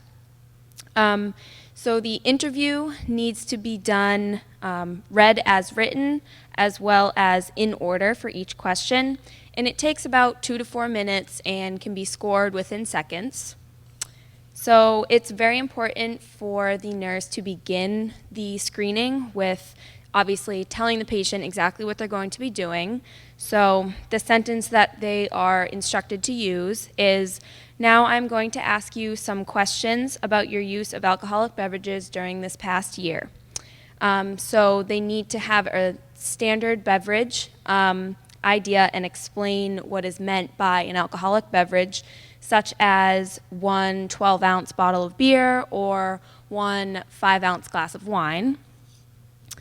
And there are 3 domains that have to do with the audit screening tool: hazardous alcohol use, harmful alcohol use, as well as dependent symptoms.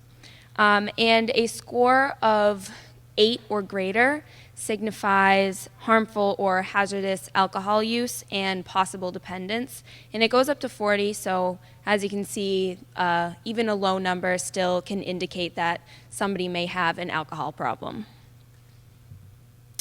So our project aim is to successfully use the audit screening tool to detect alcohol addiction in patients within a hospital setting. For our methods, we used an evidence-based approach during our research process, and the evidence that we appraised were all primary research studies to acquire the best information.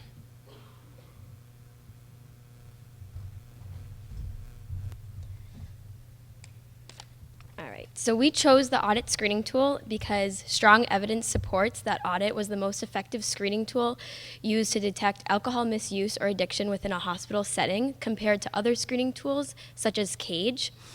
The audit screening tool can detect a broader population where it can detect early alcohol use to alcohol dependence, whereas CAGE can only detect alcohol dependency later on into the disease process. So this gives the audit screening tool an advantage over any other screening tools such as CAGE. And then our goal is to propose a change in practice where nurses can identify alcohol misuse or addiction as soon as possible to improve treatment and with better outcomes.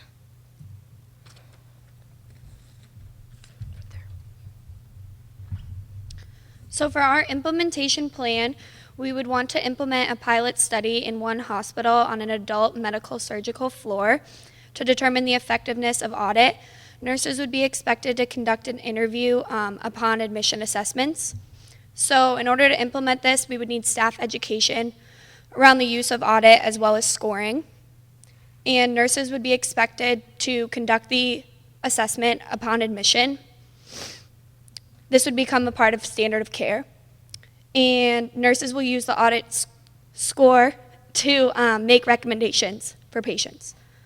Nurses play a key role in this implementation plan because of the general acceptance of patients, because we're a trusted profession.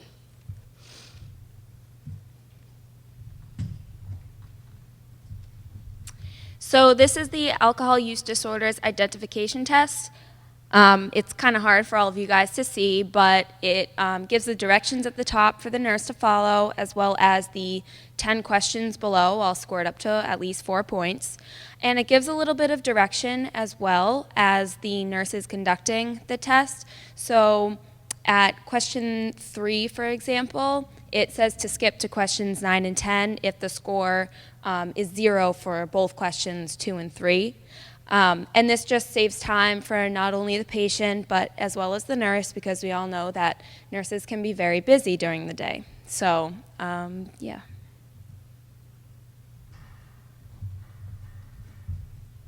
Okay. To evaluate our outcomes, we decided we were going to create a chart audit after 1 month. We chose a benchmark of 85% compliance, which that indicates that 85% of our nurses will use this screening tool during the admission assessment. If we don't reach our benchmark of the 85%, that means that we have room for improvement, which could mean further education for our staff, and also trying to find out why our compliance is so low. And if we do reach our benchmark of 85%, that means that we reached our goal, and then we would try to increase our benchmark to hopefully at one point get up to 100%. And those are our references.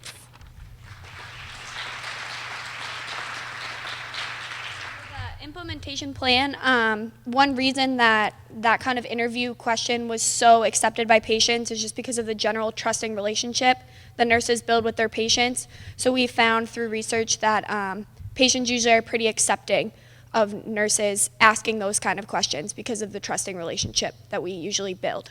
So.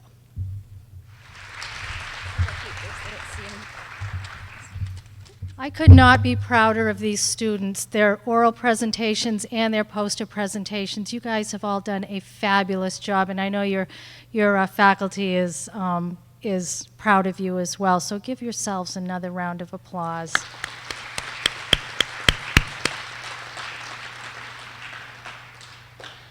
So now I'm pleased to introduce our plenary speaker, Kelly Collins. Kelly is a UNE graduate and has worked in emergency nursing for most of her career. She's an active member of the Emergency Nurses Association and has held numerous positions on the local and national boards. She is currently the president-elect for the Maine Emergency Nurses Association and serves on the ENA National Behavioral Health Committee. She's also been active on various hospital and unit-based professional practice councils. She's been a clinical instructor for nearly 4 years. Her certifications and awards for exemplary practice really are too numerous to count. Kelly's achieved a lot in her career. Kelly describes herself as a fun-loving Irish Sagittarian RN, advocate, mentor, educator, healer, and mom. And Kelly says, every story has a journey, every journey has a story, and thank you for being a chapter in your story today. So I'm really pleased to welcome Kelly Collins. So I'm not someone who can stand behind a lectern and lecture, because we're going to have a conversation today. So my name's Kelly Collins. That made me sound really important. But let me tell you, my start in my career started right here in these walls as a UNE student. So let me tell you about that. So, you know, isn't it exciting, student nursing? Isn't that the best? All the finals and all that wonderful stuff that we do. So then you graduate. I'm a nurse. Woohoo, look at me. Then you have that test. You all know what test I'm talking about, right? And you have to take that test, and then you pass the test. You're like, wow, I'm a nurse now. Got it. Let me tell you, I felt that way. I was so proud. Whew, I spent a lot of money on my education. Very excited. Walked into my first day. Walked through the doors. Hi, I'm a nurse.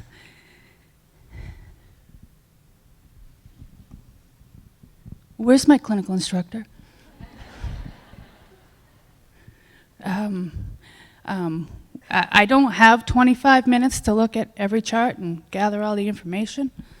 What do you mean I have 6 people I got to take care of and I have to get shift report? And how many medications do I have to give before 9 a.m.? That's reality. That is nursing. So one thing I'm going to do at the beginning of this lecture is, everyone here, does everybody have a little piece of paper or something they can write on?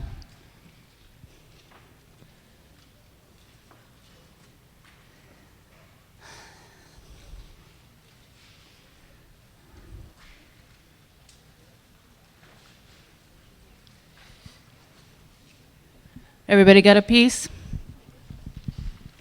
Or something, put it on your iPad or your phone or whatever, because this is something you want to keep. I want you to take the next minute or so and write down exactly why you want to go into this profession.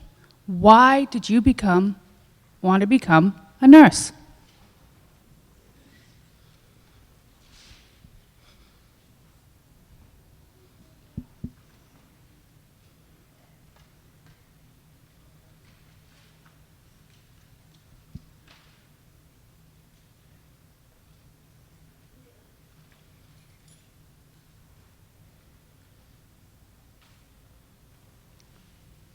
I should sing. Do, do, do, do, do, do, do.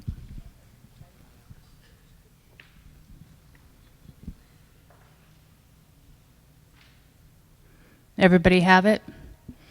Now, what I'm going to tell you to do with that piece of paper is to put it someplace that you will never forget where it is. How many of you are seniors here? Excellent. 1 year from today, so December 9th, 2017, I want you to pull that piece of paper out. Because guess what? You're going to go, what was I thinking? That's reality.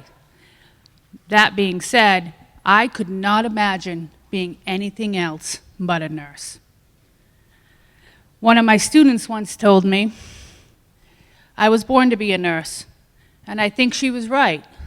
I live, breathe, sleep nursing.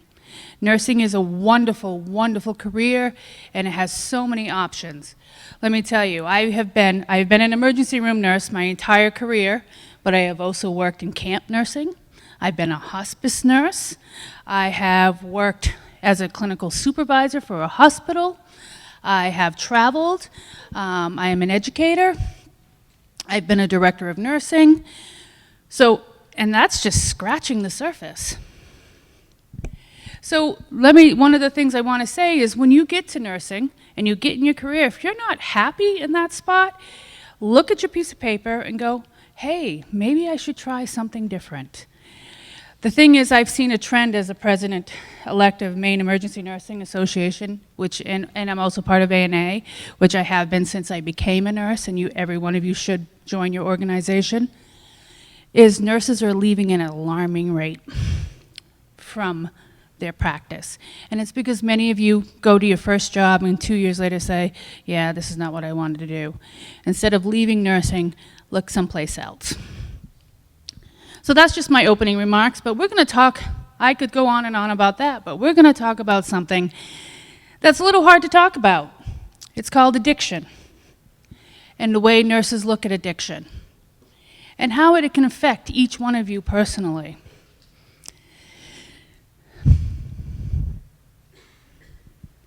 So, as a nurse, right, we go to work every day.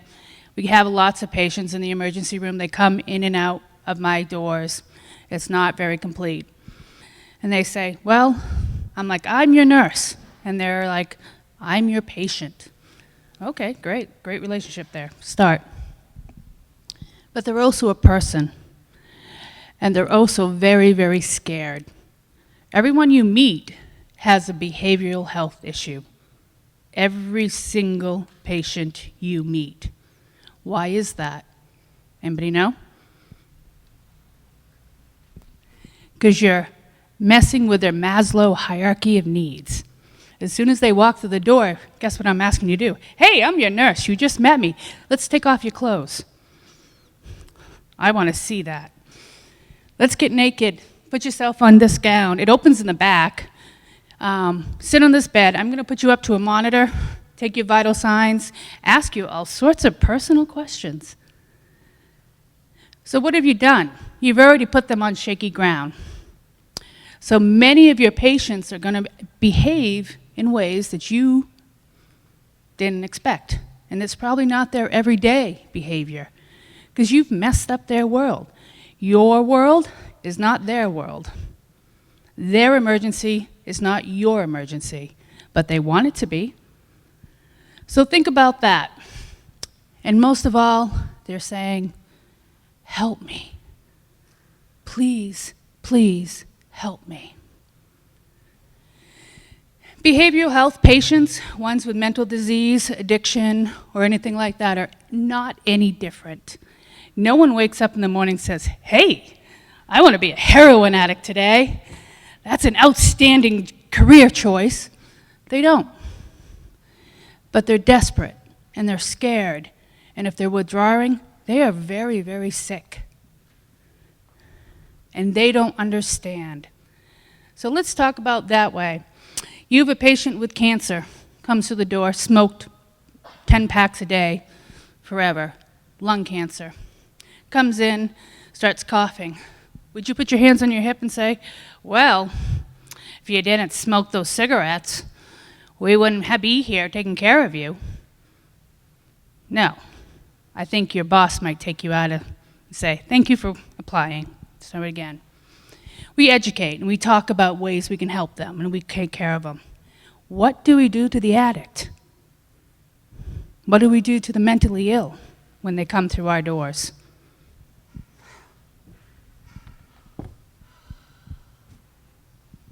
He's here again. I just put him back on the street. Do we really have to take care of them? God, he's manipulative. Oh my God. Okay. Let's go see him. Let's get it over with. So you're back, drunk again. Right? I wish that wasn't the reality, but it's the truth, right? We treat them differently than we treat any other patient because we haven't recognized that behavioral health, mental illness, and alcoholism and drug abuse is a disease. We need to look at that. This is my daughter. Her name's Marlena. My daughter is a heroin addict. I am a nurse. who ironically works in an addiction center. She doesn't look like an addict, does she?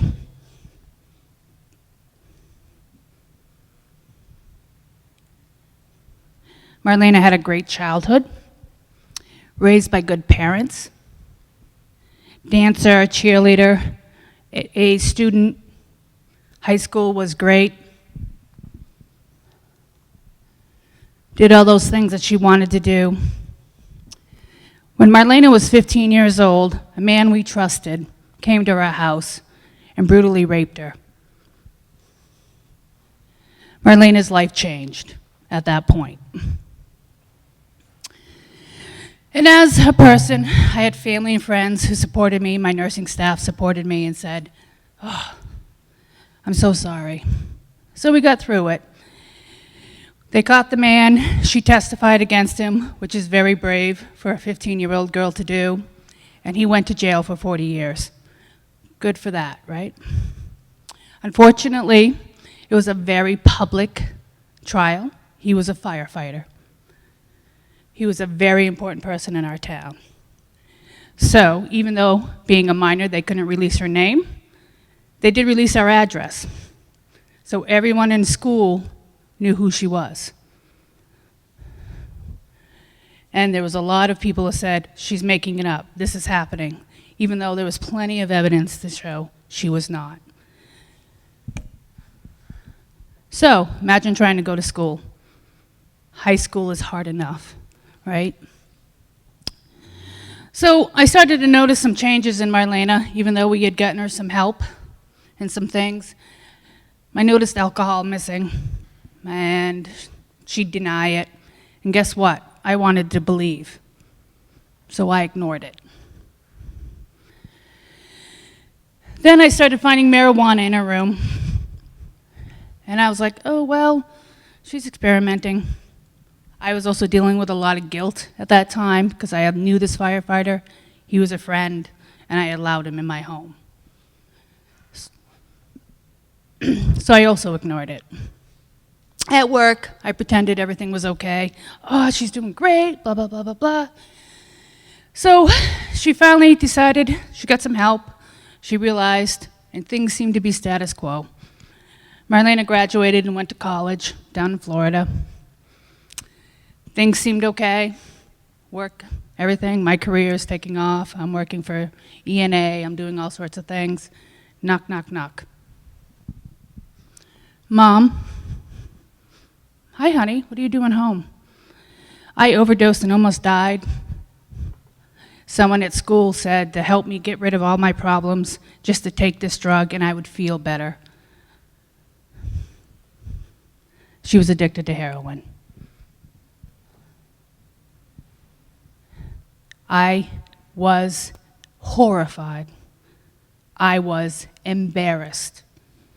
I was ashamed of what had happened to her. And to be honest with you, I was concerned about how she was going to be treated. So I said nothing to my friends, to my colleagues, anything. I would be in the emergency room and a heroin addict would come in and I'd hear my colleagues say, oh my God, I want to treat them. Why do we keep them? Why do we keep taking care of them? Why do we do this? Why do we do that? And I just wanted to scream and say, because they're people. They have a disease, be kind. So I try to live by example. I try to be extra kind and extra gentle and try to talk to these folks and show by example. But I never said anything because I was ashamed.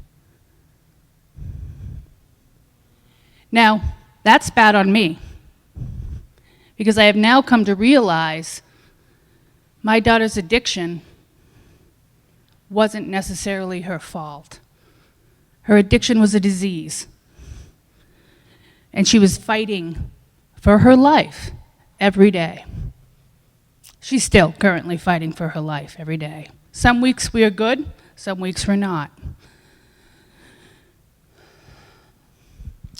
So what are the signs of a loved one who has addiction problems? It's hard to tell, right? If you look at Marlena, she doesn't look like what you guys think of as someone who's addicted to heroin or drugs, right? In your mind, many of you are thinking they're the homeless person on the street, or they're someone who's disheveled and ragged. Every story has a journey, every journey has a story. Because they don't. 1 out of 4 people have addiction issues. Look around you. Whether it be drugs, alcohol, food, OCD, all sorts of things. 1 out of every 4. That's a true fact.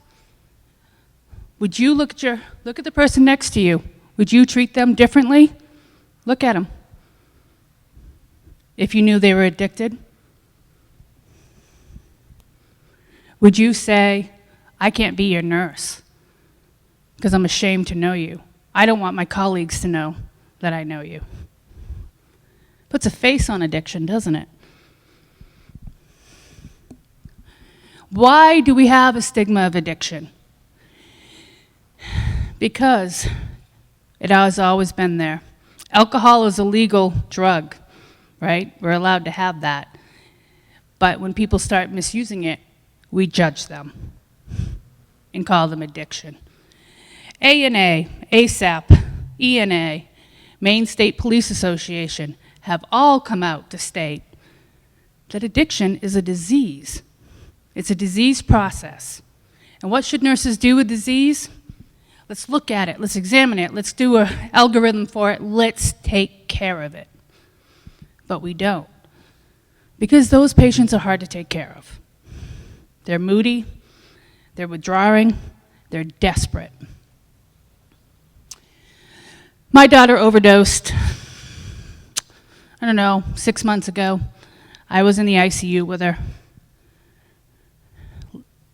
The nurse and the doctor didn't know I was there. Didn't know I was a nurse. I didn't tell anybody. Again. I overheard the nurse out at the station. And all respect to this nurse, she treated my daughter well when she was in the room. She did. She was a very professional nurse. I overheard her say, why are we going to clean this girl up? Just let her die. Because it's just going to be an endless cycle. That's my daughter. I don't want her to die. She doesn't want to die. So I didn't say anything. And as I left for the evening, I happened to follow that nurse out the door. And I said to her, not in any way to judge, but I said to her, wouldn't it be nice if we treated our addicted people the way we treat our lung cancer patient or a diabetic who's not being compliant with his wound care, or our CHF patient who ate too much ham on Easter Sunday? Wouldn't it be awesome if we treated our addicts just like that? If we treated the disease of addiction? She started to cry. She realized who I was, and she realized at that point, even though I hadn't said anything, that I had hurt her. And she said to me, I am so sorry. You are right. I never did see that nurse again because, as addicts do, my daughter left the hospital against medical advice the next day. But I always wondered, did she get my point? Did she change her practice because of it?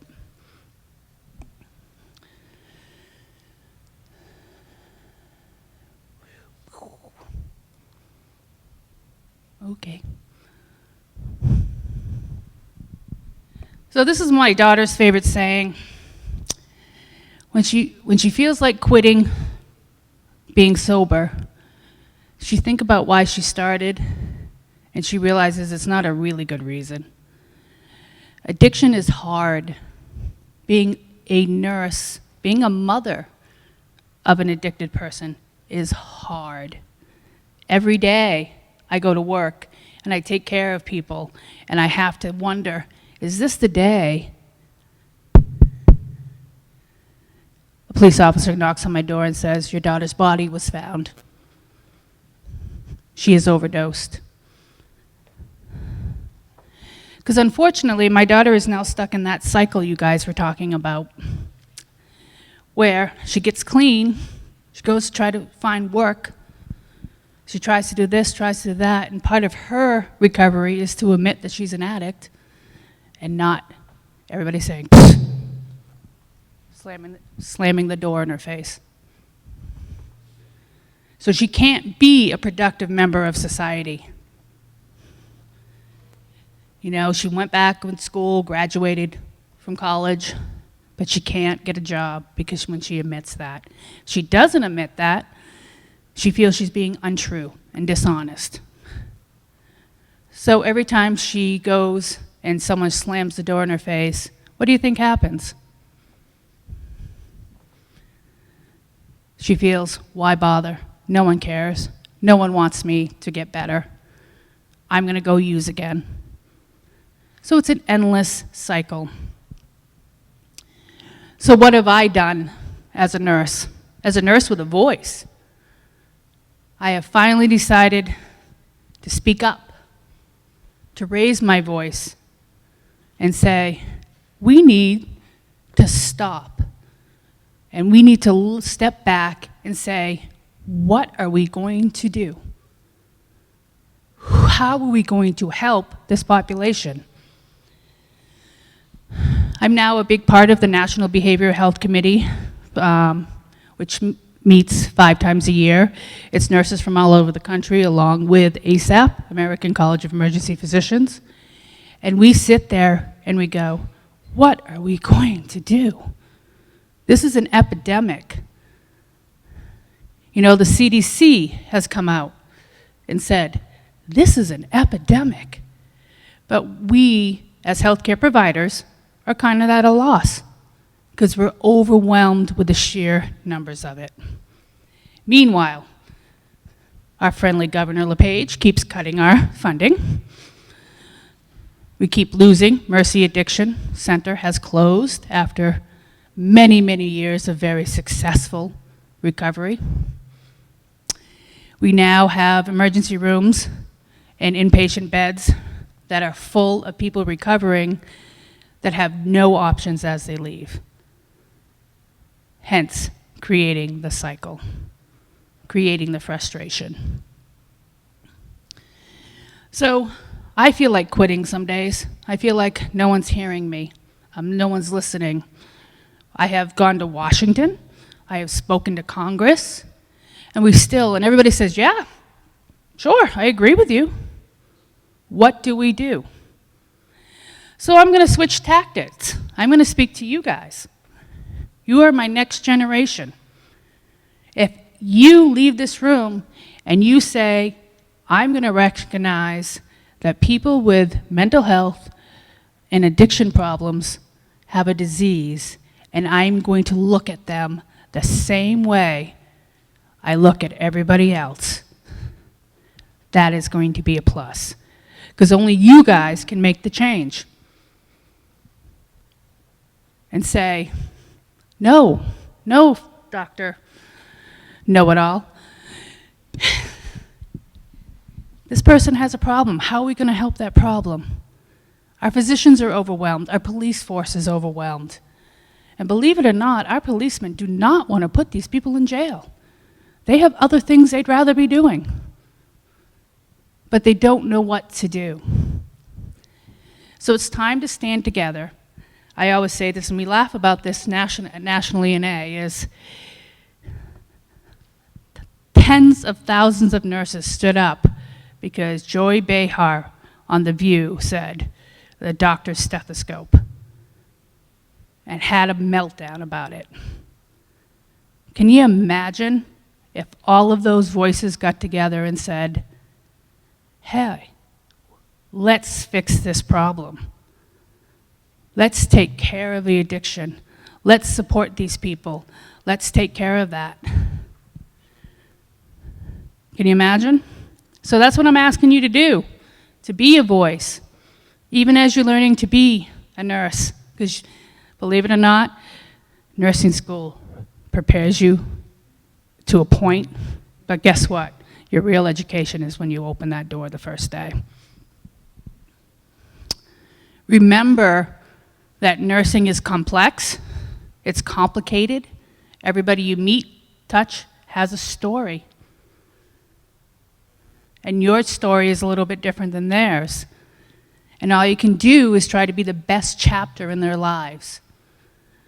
You want them to walk away, even if for some reason the heroin addict says, well, I can't do this, and walks out, they're gonna say, at least that nurse was kind.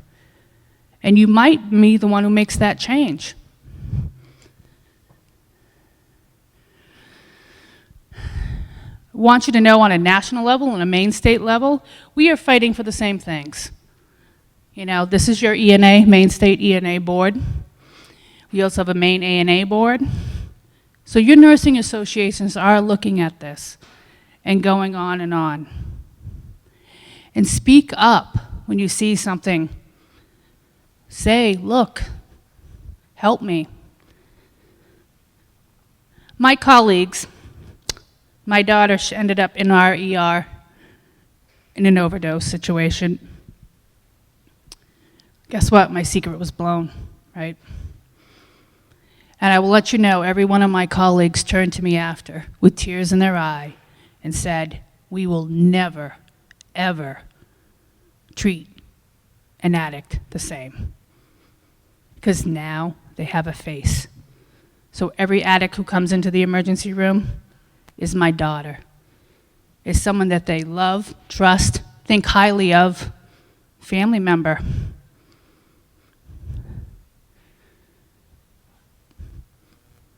And that has made a huge difference. Huge. In my particular little world, which is wonderful. So I'm just hoping, I'm asking each and every one of you, it's not easy to admit. Because, you know, there is the whole thought, did I fail as a nurse? Did I miss something? No, I didn't. Addiction is a tough disease. My daughter once told me recently that she hated coming home because she was so sad that she had embarrassed me. And I told her, you're not an embarrassment. I currently have not seen my daughter for 4 weeks. Haven't heard from her. I do not know if she's alive or dead. So I'm just asking you as nurses to remember that.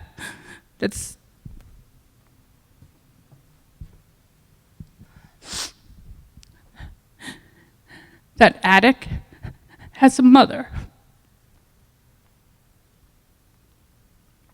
who loves them and just wants them to be well. Thank you.